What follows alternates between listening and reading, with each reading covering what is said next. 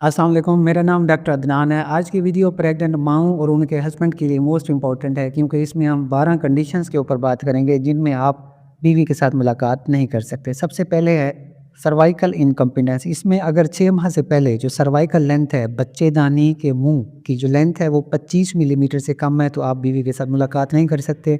दूसरी कंडीशन है जिसको हम सर्वाइकल सर्कलाज कहते हैं। अक्सर औरतें जिनमें बार बार मिसकैरेज होता है, प्रेगनेंसी लॉस हो रही है और बच्चा ज़ाय हो जाता है, तो उनमें सर्वाइकल सर्कलाज एक किस्म का टाँका लगा देते हैं जिससे बच्चादानी का मुंह थोड़ा-सा क्लोज़ हो जाता है। अगर इस तरह की कोई कैफ़ियत है तो फिर भी बीवी के साथ मुलाकात नहीं करेंगे। दूसरी कंडीशन है एक्टिव वेजाइनल ब्लीडिंग या अनएक्सप्लेन्ड वेजाइनल ब्लीडिंग।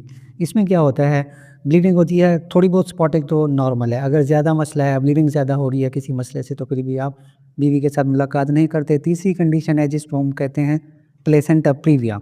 अगर प्लेसेंटा बच्चादानी के मुंह के साथ या उसके आगे है तो फिर भी आपको एहतियात करनी चाहिए, क्योंकि इससे प्री टर्म लेबर और बाकी मसाइल होने का खदशा होता है। नंबर 4 पे है, अगर पहले आपको किसी किस्म का मिसकैरेज हुआ है तो फिर भी आपको बीवी से मुलाकात करने में एहतियात करनी चाहिए। नंबर 5 पे है शदीद कमज़ोरी। माँ अगर बहुत ज़्यादा कमज़ोर है या सवेर एनीमिया, खून की बहुत ज़्यादा कमी है, तो फिर भी मुलाकात को अवॉइड करना चाहिए। नंबर 6 पे है पेट दर्द। कुछ औरतों में लोअर एब्डोमिनल पेन बहुत ज़्यादा होता है, तो जब तक उसकी इवैल्यूएशन और उसका ट्रीटमेंट नहीं हो जाता आपने मुलाकात नहीं करनी। नंबर 7 पे है कोई इन्फेक्शन चल रहा है जिसमें हम कोरियो एम्नियोनाइटिस की बात करते हैं या उसके बाद एक्टिव हर्पीज़ जेनिटलिस की बात करते हैं। कोई भी इन्फेक्शन है जो चल रहा है या माँ को बुखार है किसी वजह से, तो उसमें भी आपको मुलाकात से परहेज़ करनी होगी। नंबर 8 पे है प्री टर्म लेबर या जिसको हम थ्रेटन्ड लेबर कहते हैं कि टाइम से पहले लेबर शुरू हो गई है या लेबर पेन शुरू हो गया है, इस तरह का कोई इशू है,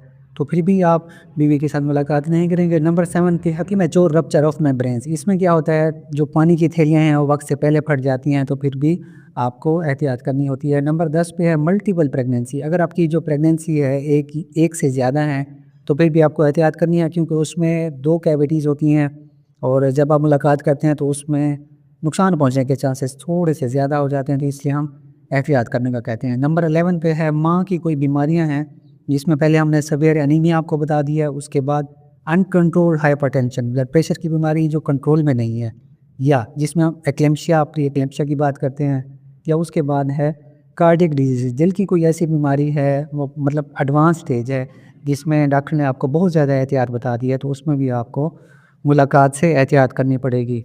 नंबर 12 पे है असिस्टेड रिप्रोडक्टिव टेक्निक्स के ज़रिए अगर आपने प्रेगनेंसी अचीव की है, जिसमें हम ICSI की बात करते हैं, इंट्रासाइटोप्लाज्मिक स्पर्म इंडक्शन है या IVF है और बाकी चीज़ें हैं। अगर आपने किसी और तरीके से प्रेगनेंसी को अचीव किया है तो उसमें ऑब्वियसली आप नहीं करेंगे। अब इसमें बिल्कुल मना है आपको 3 कंडीशंस हैं। एक तो क्या है, प्लेसेंटा प्रीविया है, दूसरी है प्रीमैच्योर रप्चर ऑफ मेम्ब्रेन्स यानी पानी की थैलियों का फट जाना, या एक्टिव ब्लीडिंग और इन्फेक्शन। अगर ये चीज़ें हैं और साथ में सर्वाइकल सर्कलाज भी, ये 4-5 कंडीशंस हैं, इनमें तो बिल्कुल भी नहीं कर सकते।